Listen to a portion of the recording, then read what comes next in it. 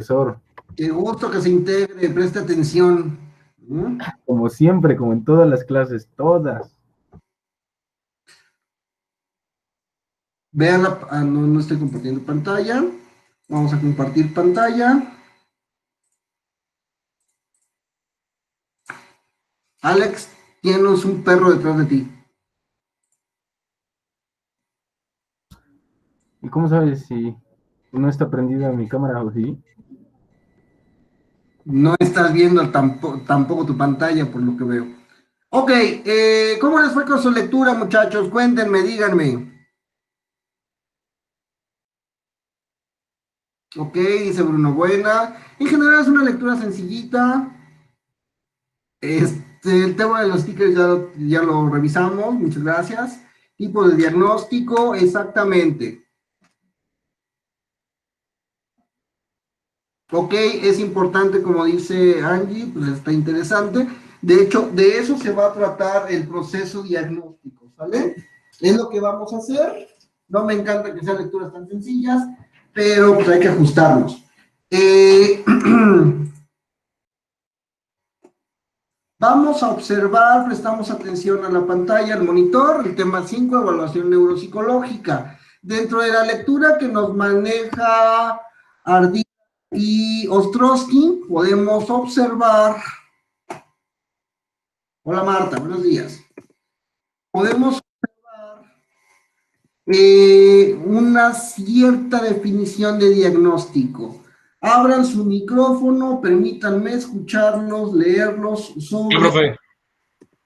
es diagnóstico según las neuropsicología en este caso. Yo, profe, Bruno. Sí. Es el acto de conocer la naturaleza de una enfermedad mediante los síntomas.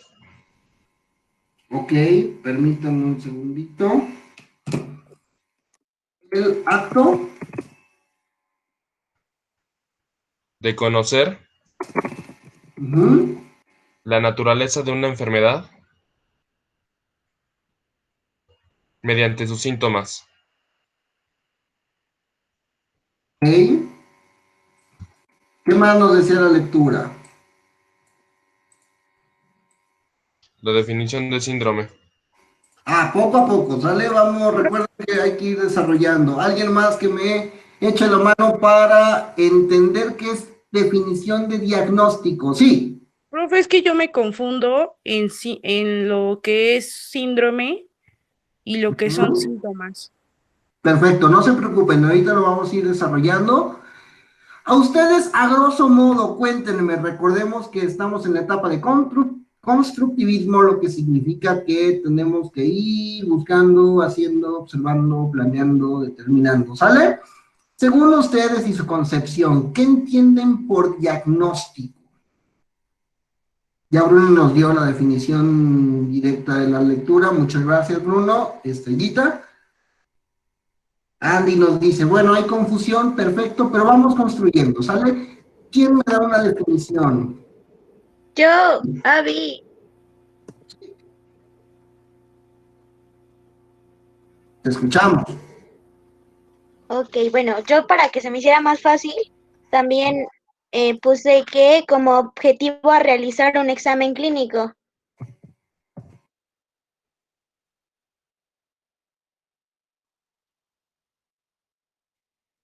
Ok, ese es el más interesante. De hecho, aquí ya nos está diciendo el diagnóstico como si fuera un propósito, como si fuera un proceso. Muy bien, ¿quién más dice yo? Abby Estrellita.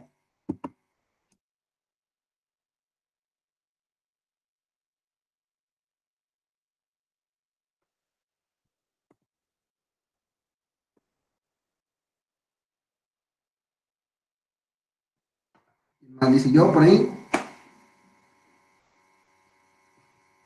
Es dar a conocer al paciente las causas de sus síntomas, pero solo describírselas.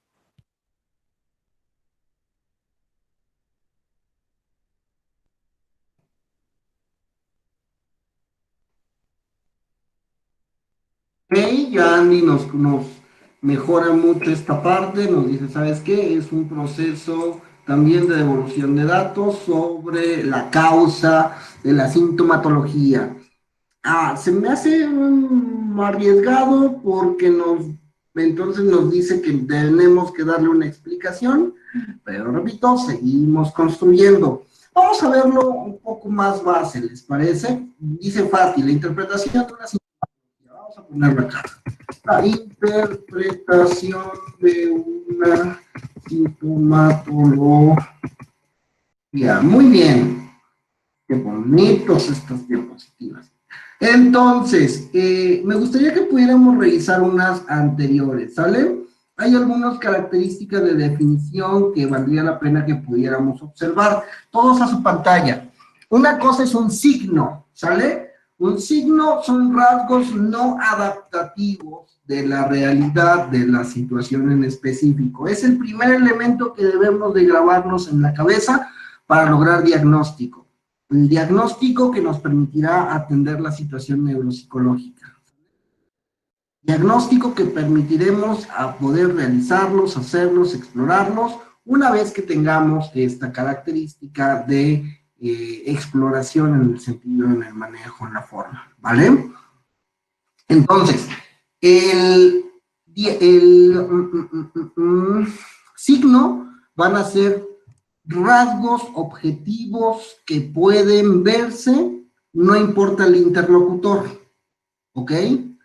Yo tengo ya regresó de nuevo Saraí, tú muy bien, Moni. Yo tengo un ojo morado, eso es un signo. ¿Signo de qué? De que hubo un golpe, de que hubo un hematoma, de que hubo una riña, ¿sale? Otros ejemplos de signo. Llego con una enfermera y me toma la temperatura y la temperatura sale 36.7. Eso es un signo. Otro ejemplo de signo. Tengo dudas sobre si mi procesamiento de glucosa es normal. Entonces yo llego a un similares y le digo, hágame una prueba de glucosa. Y la glucosa me va a dar 89 puntos por decilitro cúbico en la sangre, lo que significa que ese es un signo, la medición, ¿vale? El signo está lejos de la circunstancia de manifiesto de la enfermedad del síntoma, porque el síntoma es el reflejo subjetivo del paciente. Repito, el síntoma es el reflejo subjetivo del paciente. Ok, ese reflejo subjetivo es la interpretación de lo que nosotros decimos, ya más cercano a lo que nos van diciendo los compañeros. Cuando yo doy una historia del ojo morado, digo, ¿sabes qué? Me di una golpiza con un tipo en la calle. Ese es el síntoma.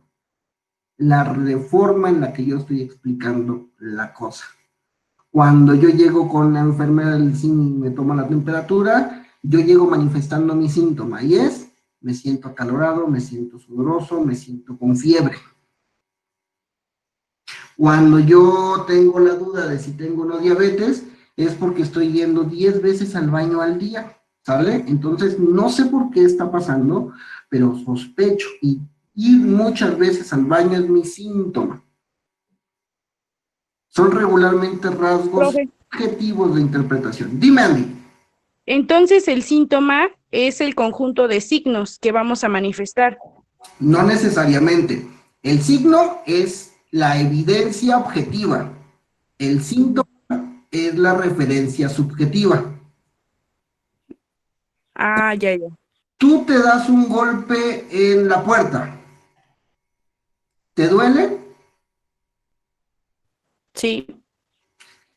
Pero yo no lo sé, ¿sale? Yo como Mauricio no puedo saber si te duele o si existe una estructura de dolor dentro de esa manifestación. El signo es la evidencia de que te diste un golpazo. El hematoma, el moretón, el ruido, ¿sale? Pero el síntoma es que tú digas, ¡ay, qué golpe más fuerte, qué golpe más terrible! O un golpecito. Ya entendí. Gracias, profe. ¿Sale? Profe, Dice Bruno, son anormalidades. Dime. una pregunta, o sea que los síntomas se supone que es lo que tú expresas, lo que puedes saber qué es lo que sientes, y el síndrome es lo que tienes como que averiguar qué realmente es lo que se siente. Va por ahí. El síndrome es una manifestación de signos y síntomas, claro, pero Mitch nos responde de una forma más amplia. El signo es algo que se ve a simple vista, perfecto, y el síntoma es lo que se siente, lo que se reporta. Dice Bruno, son anormalidades. Vamos a hablar de normalidad y anormalidad un poco más adelante, pero quedémonos con la idea de Bruno. Es algo que dista de la norma. Nos dice Fati, el síntoma es física que se percibe.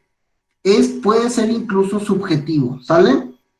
Yo tengo una semana en la cama, sin pararme, sin bañarme, sin afeitarme, sin ver televisión, sin que nada me importe. No duermo, solo estoy en la cama. ¿Eso es un signo o un síntoma? Es un signo, porque las demás personas ven a mí estar en la cama. El síntoma sería si yo llego y le digo a las personas que están conviviendo conmigo, me siento triste, me siento desesperanzado, ya no tengo ganas de vivir, ya nada me importa en la vida. Ese es síntoma. Ay, Moni, no seas tan pesimista. Describir mi sentir, exactamente. Yo llego con el doctor Simi y le digo, doctor Simi, cada vez que voy a evacuar, lo hago muy líquido, me duele el estómago y no he podido tragar nada en mucho tiempo, en 2 días.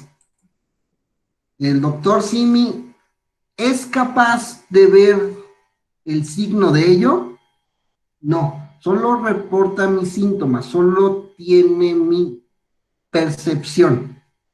¿Sale? El doctor Simi entonces me va a decir, ¿sabes qué? Tráete un laboratorio de esto, tráete un laboratorio de aquello y nos vemos la próxima. El laboratorio, el resultado del laboratorio son signos, son mediciones. Cuando llegamos al IMSS, ¿qué es lo que hacen primero las enfermeras? Pásese con la enfermera que le tome los signos. ¿Cierto o falso? Y los signos son presión arterial, temperatura, ritmo cardíaco, oxigenación y medición de glucosa. Todos esos números que son objetivos, que se logran a partir de instrumentos, que se logra a partir, no importa del interlocutor, son signos. Pero el síntoma es todo ese referente que hacemos y que le damos cuando llegamos con el doctor. Pasamos con el doctor y el doctor nos dice, a ver, cuénteme, ¿qué le pasa? No, pues fíjese que el niño no hace caso y que la señora de las tortillas no me lleva y que la verdura está bien cara. Entonces el médico nos manda con el psiquiatra, ¿no es cierto? ¿Me doy a entender? Síndrome sería el conjunto de todos a la pantalla. Síndrome sería el conjunto de signos y síntomas que conjuntos se caracterizan en un cuadro específico. Puede ser solamente la construcción del conjunto de síntomas. El síndrome pueden ser puros síntomas, pero también pueden ser signos y síntomas. ¿Sale? Aunque aparece otro elemento, no en la lectura, pero sí en la interpretación clínica, que se llama trastorno. El trastorno es el conjunto de signos y síntomas con evidencia medible y cuantificable. Regularmente los trastornos se utilizan para problemáticas psicológicas o psiquiátricas. ¿Sale? Llego con la licenciada psicóloga Giuliani. Digo, ¿sabes qué, Giuliani? Me siento deprimido, estoy súper depre, porque no enciende mi carro nuevo y lo he tenido que llevar a la agencia, porque en el trabajo de papá, ya me quitaron el escritorio y ahora me pusieron en una oficina más grande, pero con un escritorio más pequeño. Además, mi novia no ha querido salir al cine, que porque no hay cines, yo no le creo. Dice que hay algo que se llama coronavirus, pero yo no tengo entendido que sea eso y no me importa, ¿no? ¿Sabes qué, licenciada psicóloga Giuliani? Creo que tengo depresión. Y Giuliani me va a decir, a ver, ¿qué me dice Giuliani?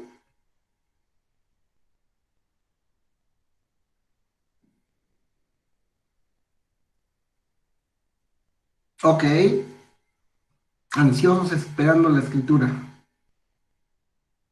Sí, es un depende, claro que es un depende. O sea, que se aparece, don Cristian. ¿Dónde estaba Esperancita?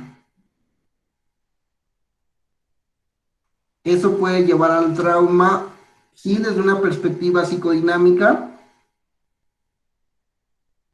Describió los síntomas y no estoy seguro de lo que tiene exactamente. ¿Por qué? Porque aunque yo estoy manifestando tristeza, debe de estar acompañado con signos. La depresión es un trastorno del estado de ánimo y como perfectamente nos responde Giuliani, ¿sabes qué? No estoy segura porque no concuerda con las características de criterio de trastorno del estado de ánimo. Estrellita 2X para usted, Giuliani. Tú muy bien. Sí, vamos de nuevo. Signo, evidencia objetiva. Síntoma, evidencia subjetiva. Síndrome, conjuntos de síntomas que pueden caracterizar un cuadro específico. Trastorno, conjunto de signos y síntomas con evidencia medible y cuantificable. A ver, Alex. Pero déjame ver si le entendí bien. Ah, ok, me imagino que en una depresión el signo son los rasgos físicos que puede presentar la persona y el síntoma, espérense, no la estructuré bien. O sea, el signo puede ser, por ejemplo, el mal aseo, por ejemplo. Un signo, ajá, como de la depresión, el signo puede ser, por ejemplo, que no se hace correctamente, que le salgan ojeras tal vez, todo este tipo. Y el síntoma es más como que se siente deprimido, estable emocionalmente. Sí, el signo estás bien. El síntoma es la reflexión subjetiva del sujeto. En este caso, dices, mira, estoy triste, mira, no me siento bien, no me siento cómodo, algo está pasando, algo está cambiando. Muchas veces en consulta psicológica, lo que ocurre es que las personas dicen, siento que me voy a volver loco.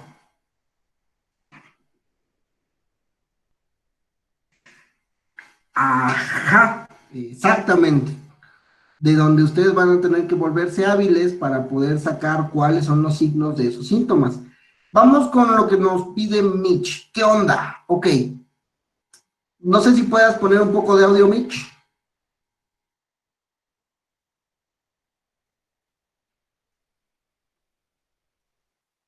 ¿Quién sabe? Se perdió en el espacio. ¿Sí me escuchó? Sí. No le entiendo a lo de trastorno, o sea, como que es o sea, pero es el conjunto de los signos y los síntomas, pero o sea, ¿qué lo Puede ser, diferencia del síndrome? O cómo, ya no le entendí, me perdí. ambos son casi equivalentes, ¿sale? Pero el Ajá. síndrome viene acompañado casi en exclusiva de mediciones cuantificables, Ajá. mediciones médicas, por así decirlo. Por ejemplo, para que nosotros tengamos médicamente un síndrome metabólico, que es la tríada fea de diabetes, hipertensión y hay uno de como una floquera patológica. Se me olvidó. Diabetes e hipertensión. Ajá. Es donde vamos a tener muchísimas dificultades para espérenme, se me volvió loco el disco duro. Donde vamos a tener muchísimas dificultades, pero vamos a saber que existe un diagnóstico establecido de diabetes y un diagnóstico establecido de hipertensión arterial. ¿Sale? En la diferencia entre síndrome es que existe esta evidencia clínica y el trastorno es que muchas veces se manifiestan en trastornos de la actividad mental, de la forma psicológica o psiquiátrica de nuestro efecto, de nuestra forma, pues.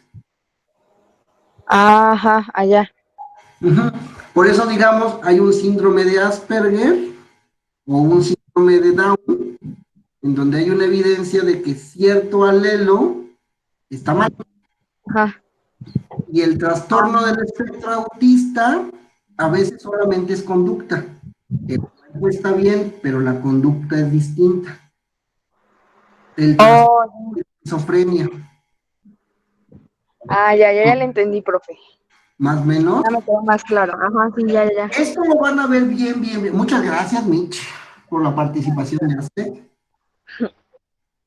Mucho de esto vamos a tener, son características de envases establecidas. Muy bien, Fati. Así es más o menos como se van observando. Profe, ¿Sí? no entiendo. O sea, el síndrome es lo medible, pero que no, o sea, lo mides porque no hay algo más que te lleve a la conclusión de que algo tiene. No, no, Y no, no, el no. trastorno. Ya, ahora No, sí. Tanto síndrome como trastorno son entidades patológicas. O sea, son enfermedades, Ujú, diagnósticos, ¿vale? ujú. Si alguien me da el diagnóstico de que yo tengo síndrome de Down, es una entidad patológica redondita que tiene congruencia con signos y síntomas, en donde yo Ok. puedo observar cómo este síndrome de Down está establecido por mediciones de laboratorio, por exámenes genéticos y por observación tácita, así como el O sea reflejo. que ya están establecidos esos daños. Exactamente, todas las enfermedades ya están establecidas, salvo las que nuevas que se están desarrollando. Ok. profe, por favor. Espérame un Bueno, tantito, acabo con Moni. Sin Ajá. embargo, el trastorno a veces se usa solamente para enfermedades mentales. Oh, ok. ¿Por qué? Porque no hay tantos signos médicos que nos permitan entender todo el síndrome. Trastorno de esquizofrenia, trastorno del espectro autista, trastornos de múltiples situaciones, ¿sale? Trastornos Ok. de estado de ánimo, trastornos somatomorfos, trastornos cognitivos, y todo eso viene en el manual diagnóstico de SM4 y 5. Mm. Profundizar un poquito más arriba de la carrera, pero que para llegar a un diagnóstico neuropsicológico tenemos que explicarlo, ¿va? Va, gracias, profe. Ahora sí, Andy. sí, profe, le comentaba, ve que, bueno, yo ya entendí que, por ejemplo, el caso que comentaba de la depresión, cuando una persona dice, no, pues me siento muy triste, me siento que tal y tal, ese sería el síndrome, lo subjetivo que Síntoma. la persona, que lo subjetivo que la persona dice, y el trastorno, como dice que es la medida cuantificable y eso, serían las medidas de los signos y los síntomas para comprobar si es un trastorno. Exactamente. Ay, ay, ay. Trastorno o síndrome, que son casi lo mismo, es el conjunto de signos y síntomas, ¿sale? Ese conjunto que me va a permitir a mí saber que existe una entidad patológica, citando a Bruno, una entidad anormal, fuera de la norma, fuera de lo esperado, ¿vale? Sí, Pongamos un ejercicio. Yo llego con ustedes y sí, el mismo conjunto es para síndrome, el mismo conjunto es para síntoma, porque es la lógica de los elementos, ¿sale? Dime, María Los Ángeles.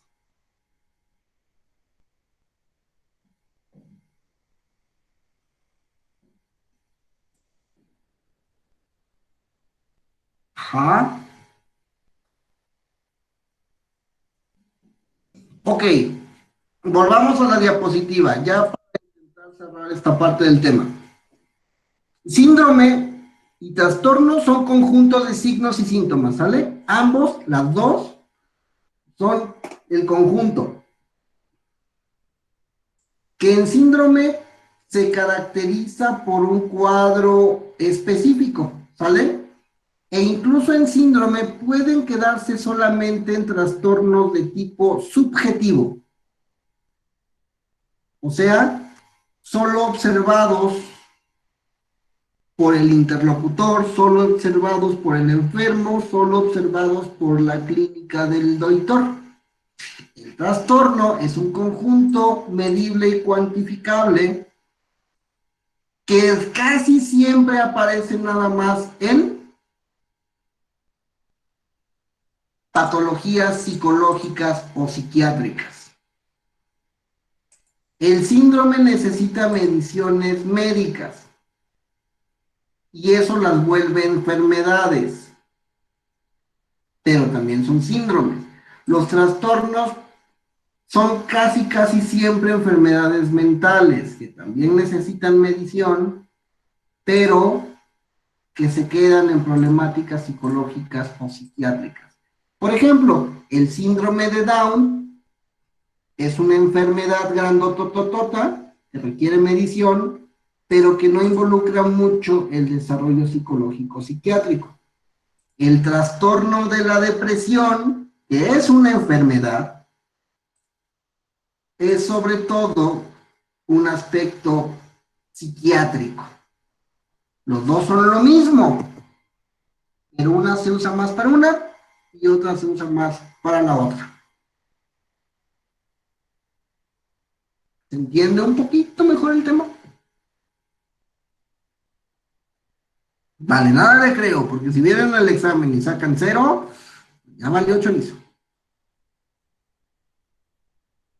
Vale. Si no, vamos regresando conforme pasen las clases. Recuerden que le damos repaso a todo el día.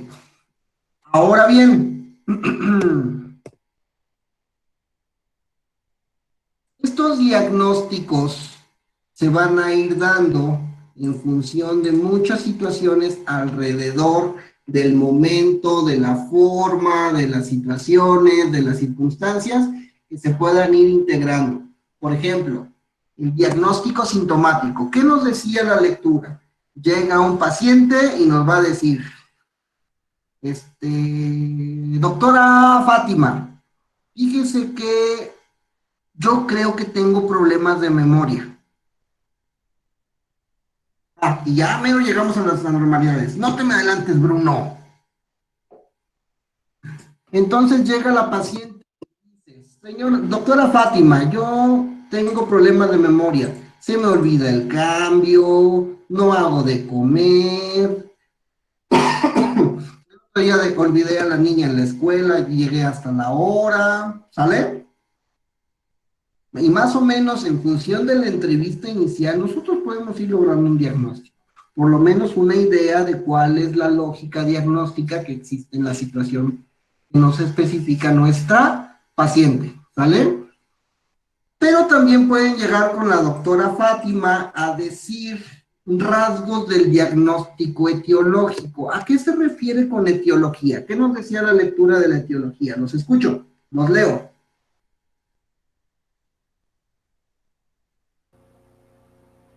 A la causa de la anormalidad. Los orígenes de la enfermedad. Sobre todo los orígenes, sí.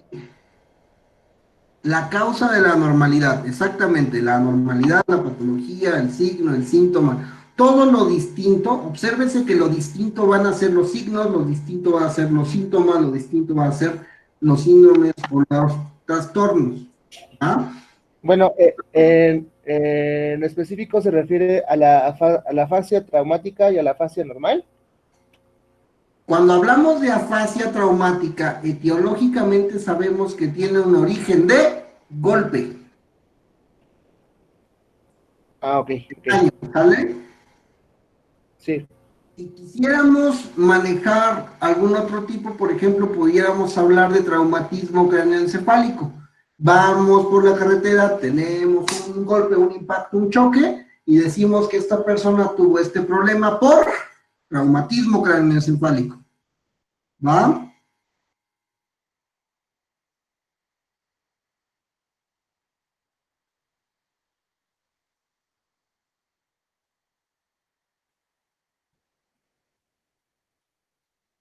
Ahora bien, cuando vemos el diagnóstico topográfico, ¿a qué se está refiriendo?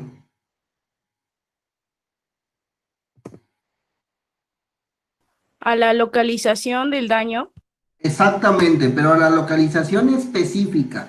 Cuando hablamos de la localización del origen, en el etiológico es por la causa, pero en este momento es específicamente el área, la forma, la manera, el motivo, ¿va? La manera. Este diagnóstico ocurre en la localización gracias a la neuroimagen. Es difícil que a ustedes les interese un poquito, si se van a dedicar a la atención de pacientes, que nos interese específicamente dónde se encuentra la lesión. En el electroencefalograma no, porque ese es de ondas que están alrededor de todo el cerebro o del área específica. Cuando hablamos de topografía es porque sabemos en qué momento, de qué lugar, en qué milímetro, de qué profundidad estamos hablando, ¿sale? En ese caso, incluso se hace un diagrama de X, Y y Z para poder localizar el área específica. Sirve mucho cuando hablamos de intervenciones en neurocirugía, porque si no sabemos específicamente qué está roto, cómo está roto y por qué está roto, y abrimos la tapa del cráneo de un paciente y nos metemos con los dedotes o con los bisturís, vamos a causar más daño del que se puede reparar. ¿Entiende? En ese sentido, el electroencefalograma nos da una área, pero hablamos de áreas topográficas específicas. Nos va a servir mucho el sintomático, el etiológico y el sindrómico para el ejercicio de la rehabilitación o de la atención o incluso del desarrollo del diagnóstico por sí mismos. Y el topográfico nos va a servir solamente cuando hablemos de pues aspectos más específicos de localización. O sea, ¿para qué queremos saber qué lugar, en qué momento?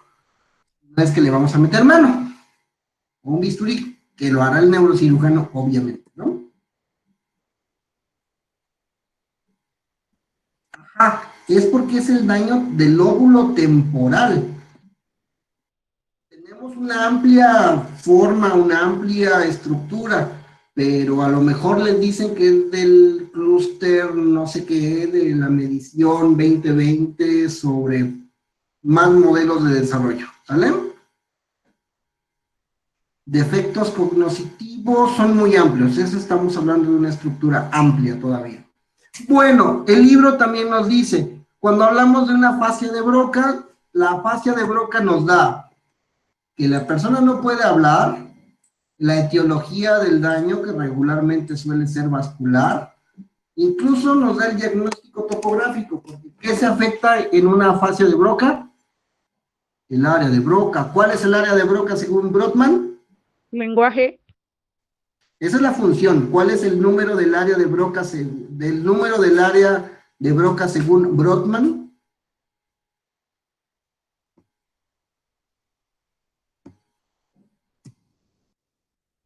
Aguante, aguante, aguante.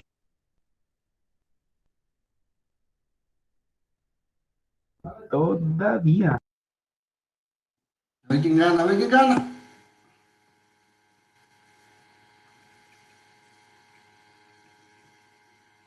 Ahí no aparece.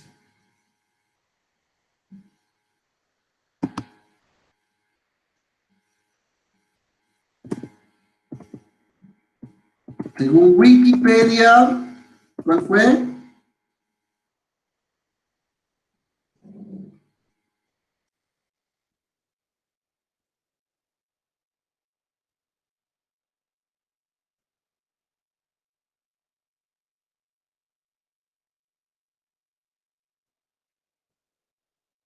Chacho.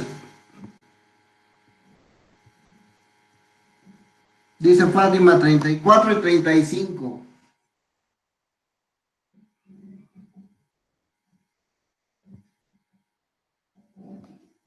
Lo vamos revisando, ¿va? Se queda de tarea.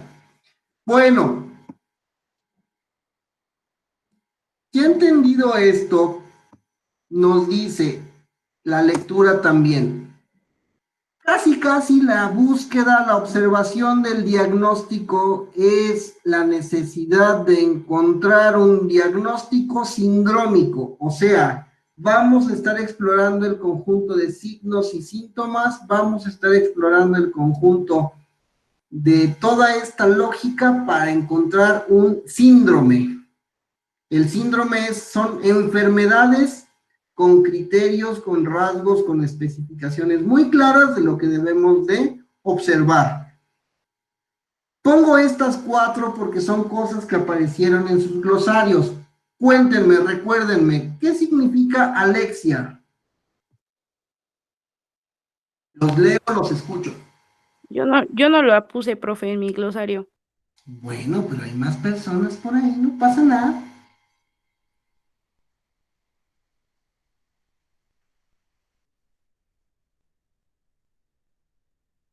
Alexia, ¿qué significa alexia?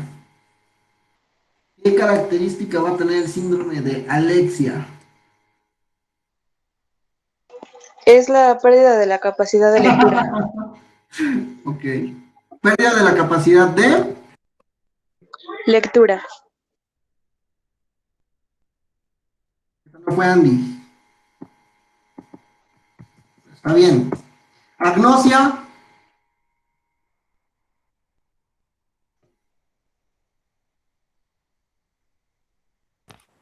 Pérdida Ajá, pérdida de qué? de la visión o de otro. No es de la visión. Sí, ¿no? De, por ejemplo, de agnosia visual. Pero una cosa es una agnosia visual y otra cosa es la agnosia. Al Batigoogle, muchachos. Profe, es la incapacidad para reconocer e identificar las informaciones que llegan a los sentidos. ¿De reconocer qué? Pérdida de la capacidad de reconocer. Yo saqué mi glosario, espérame tantito. Ah, sí, acá lo tengo. La agnosia es la incapacidad para identificar un objeto mediante un sentido vario. Su diagnóstico es clínico, a menudo incluye la realización de pruebas neuropsicológicas con imágenes cerebrales para identificar la causa. Ok, muy bien. Pérdida de la capacidad de reconocimiento. Perfecto. Amnesia. Y no es la canción del inspector.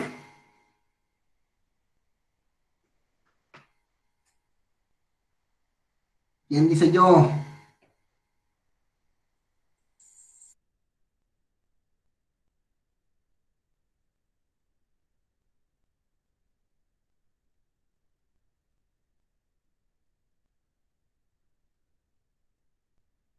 Informaciones que llegan a través de los sentidos. Muy bien, Jimel. Y Jimel nos complementa la definición de agnosia, que no nada más es de la vista, sino también puede ser de muchos otros sentidos. Amnesia, vamos, ¿quién dice yo? Ingrid se fue. Memoria, muy bien, entonces es la Incapacidad de recordar. o pongámoslo en esto, pérdida de la capacidad de recordar. Ok. Este que es medio extraño, síndrome disejecutivo. Cuéntenme más o menos qué es lo que podríamos hacer. Pilar, tienes razón, memoria, muy bien. No poder realizar movimientos. Disejecutivo, no. Tiene que ver con movimientos, pero sobre todo se enfoca a la función completa del bloque 3. Por ejemplo, Phineas Gay tenía un síndrome disejecutivo.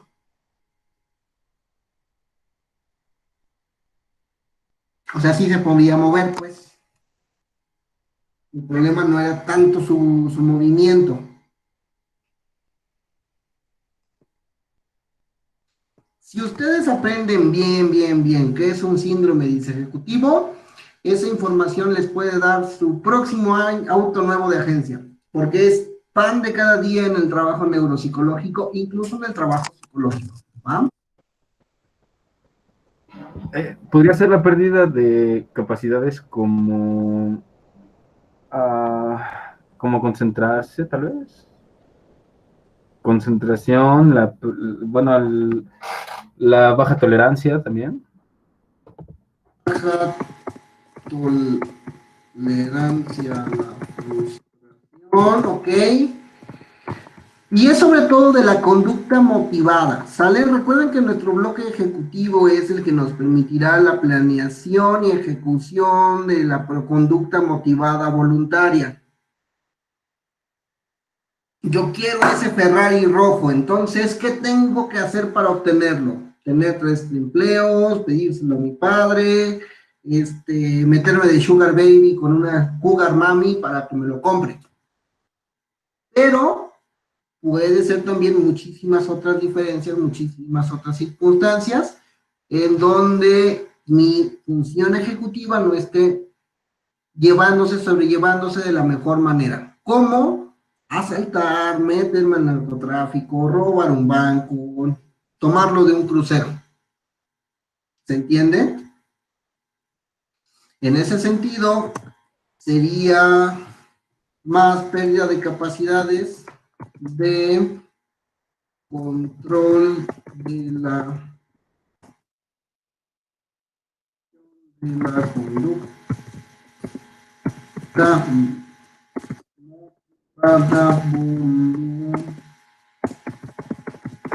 voluntaria.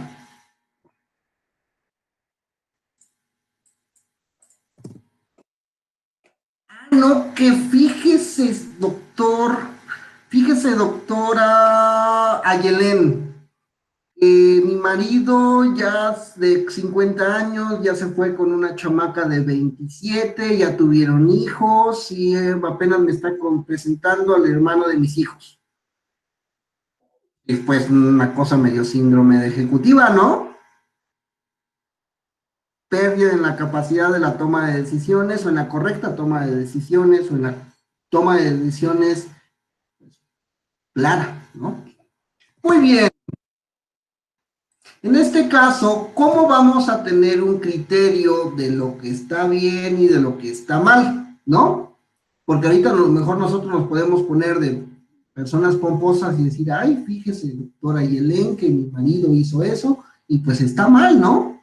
Bueno, pues a eso le tocará echarse ese rubro con quien tenga que aventarse ese paciente. Pero la intención de observar estos procesos con pruebas neuropsicológicas es encontrar una lógica en la campana de Gauss. ¿Recuerdan que ya habíamos visto en algún momento de la clase o de la otra clase la campana de Gauss?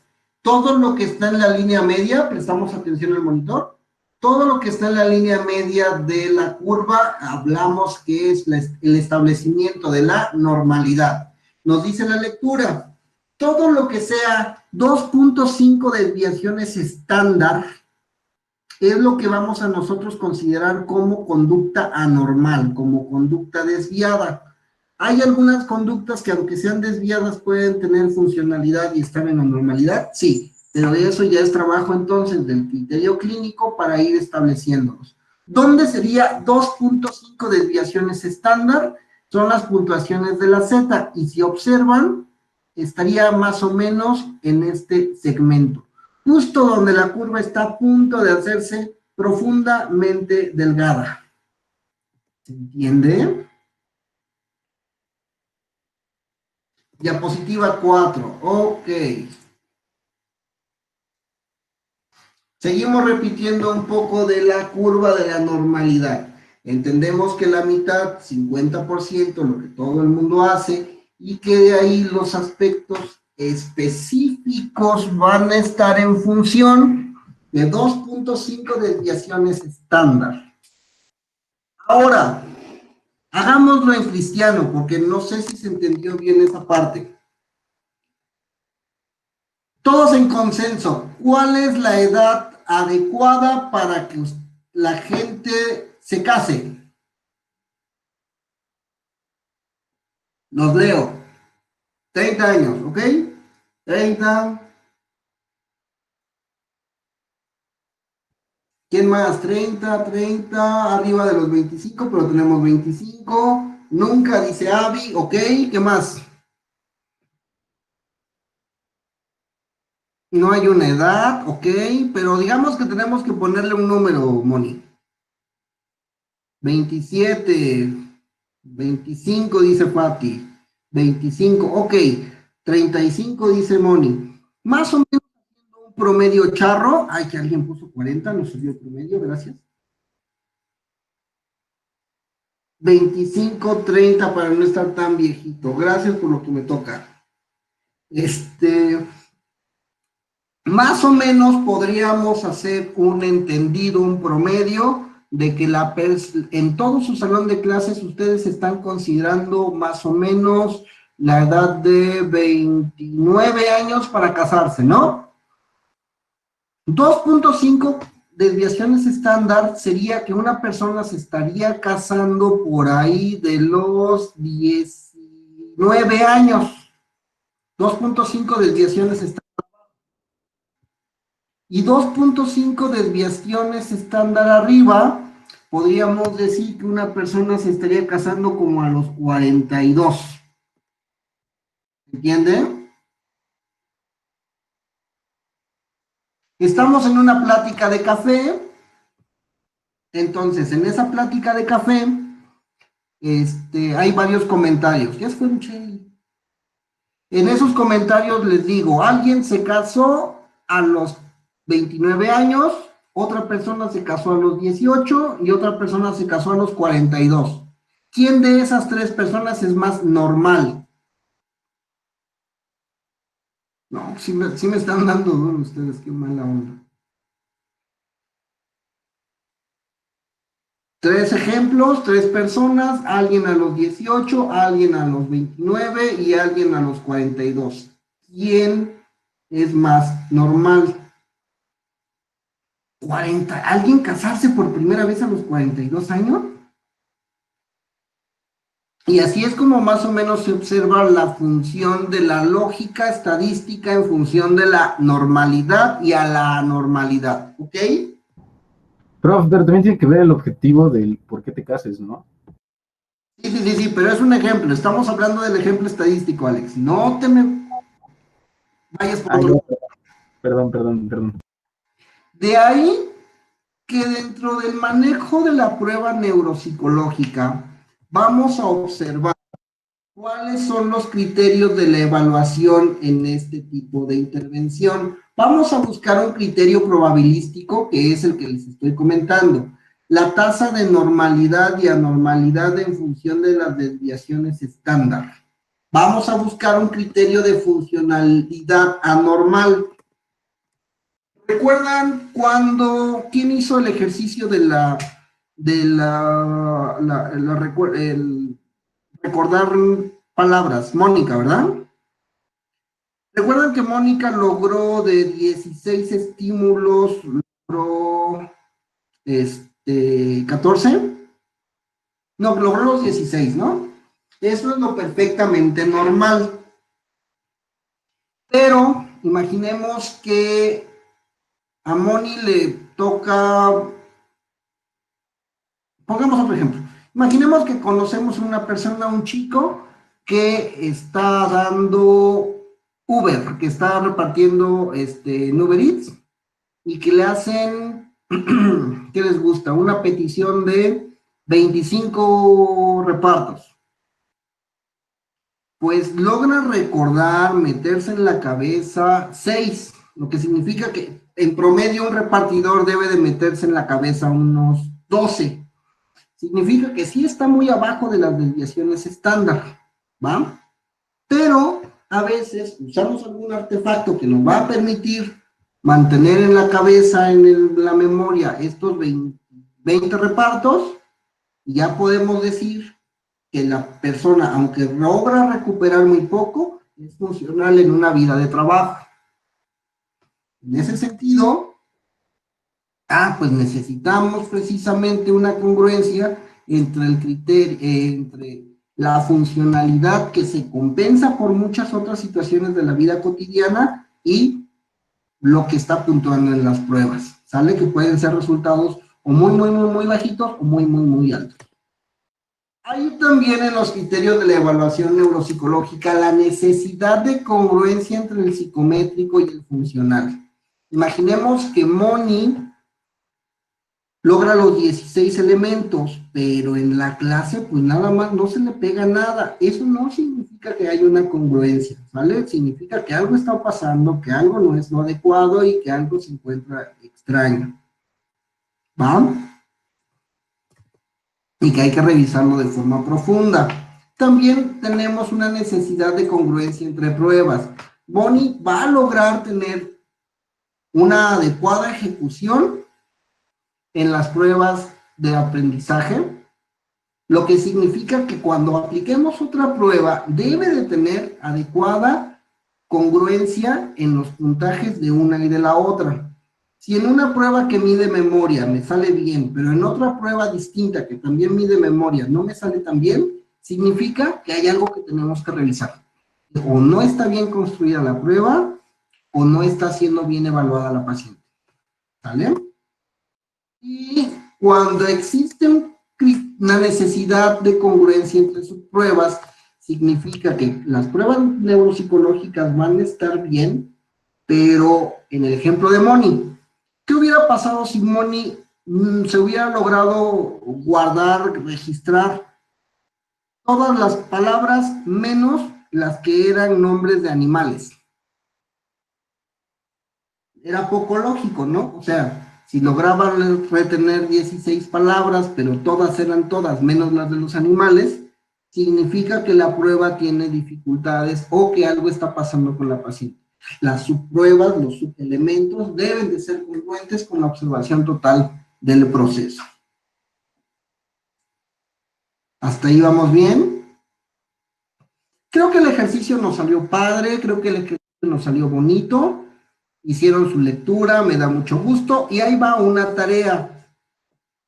Vamos a mantenernos así en la mecánica, ¿sale? No vamos a dejar registro, pero vamos a poner una tarea. La tarea va a ser que ustedes investiguen, revisen, busquen. Sí, muy bien, lo hicieron muy bien. La intención es de que ustedes busquen las diapositivas, voy a subirlas como en 1 o 2 semanitas, pero no se me estresen si van a estar arriba. La tarea. Van a buscar todas las pruebas neuropsicológicas que puedan encontrar.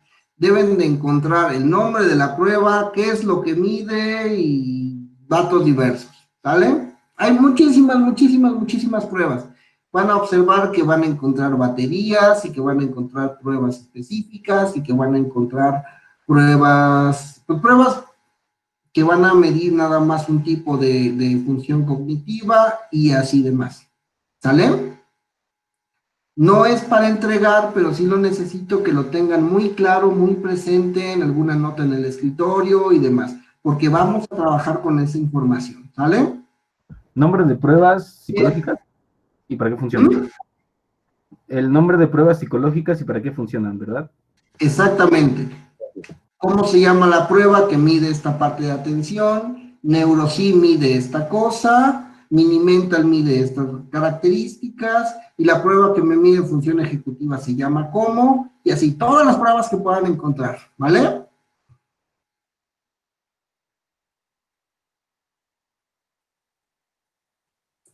Vamos a terminar la grabación.